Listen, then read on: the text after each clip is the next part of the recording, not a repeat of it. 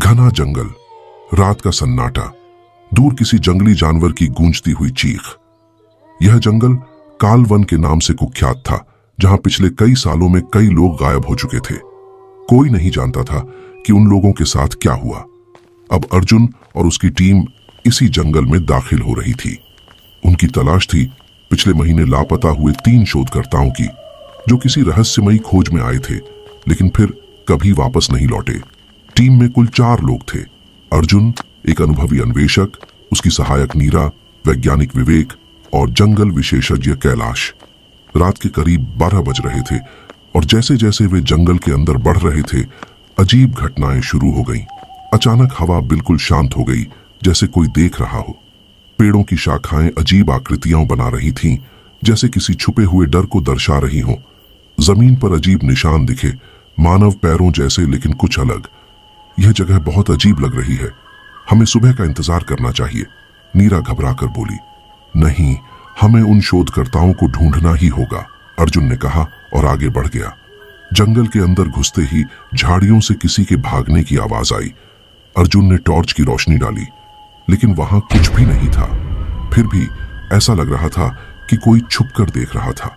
हमें वापस जाना चाहिए, यहां कुछ ठीक नहीं है, कैलाश धीरे से फुसफुसाया।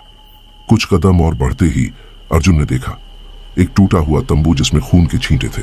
तभी अचानक एक परछाई पेड़ के पीछे से निकली। अर्जुन ने तेजी से टॉर्च की रोशनी घुमाई और सामने का दृश्य देखकर उसकी रूह कांप गई। एक भयानक चेहरा, सड़ा हुआ मांस, गहरी कटी फटी आंखें और एक नाकामयाब चीखती हुई मुस्कान। नीरा चीख पड़ी, भगवान, ये क्या है? लेकिन इससे पहले कि कोई कुछ करता, वह आकृति अचानक गायब हो गई। टीम अब पूरी तरह डर चुकी थी, लेकिन वापस जाने का कोई रास्ता नहीं था। जंगल और घना हो चुका था। कुछ देर बाद वे एक छोटी झील के पास पहुंचे, पर यह झील लाल थी। ये खून है, विवेक डर से कांपते हुए बोला। अचानक झील में कुछ हिला, जैसे कोई अंदर था। सभी के रोंगटे खड़े हो गए। अर्जुन ने पास जाकर देखने की कोशिश की और तभी झील से एक कटा हुआ हाथ ऊपर आया। टीम दहशत में पीछे हट गई, लेकिन अर्जुन को झील के किनारे एक पुराना डायरी का पन्ना मिला, जिस पर लिखा था, अगर तुम इसे पढ़ रहे हो तो भाग जाओ, क्योंकि यह जंगल अब तुम्हारा भी अंत करने वाला है। अब टीम को समझ आ गया कि यह कोई सामान्य जंगल नहीं था। यहाँ कुछ अलौकिक शक्ति थी जिसने सभी को गायब कर दिया था। तभी वही भयानक चेहरा फिर सामने आया, लेकिन इस बार वह हवा में तैर रहा था।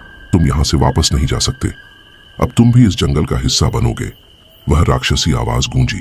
और अगले ही पल पेड़ों की जड़ें जमीन से उठने लगी, हवा जोर से चलने लगी और टीम के शरीर अपने आप बंधने लगे। नीरा ने एक आखिरी कोशिश की। उसने अर्जुन की बंदूक उठाकर झील के पानी में फायर कर दिया। अचानक भूतिया आकृति जोर से चीखने लगी और धीरे धीरे हवा में घुलने लगी। जंगल का कंपन धीरे धीरे शांत हो गया। सुबह के उजाले में अर्जुन और उसकी टीम किसी तरह जंगल से बाहर निकलने में सफल हुई, लेकिन जब वे गांव पहुंचे तो गांव वालों ने चौंकाने वाली बात बताई। कालवन का जंगल, लेकिन वह तो 50 साल पहले ही जलकर खत्म हो गया था। वहां तो अब कोई जंगल है ही नहीं।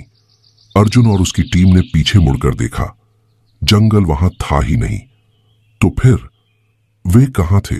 इसी प्रकार की रोचक कहानियों के लिए चैनल को सब्सक्राइब जरूर करें, ताकि प्रत्येक वीडियो का नोटिफिकेशन आप तक पहुंचता रहे।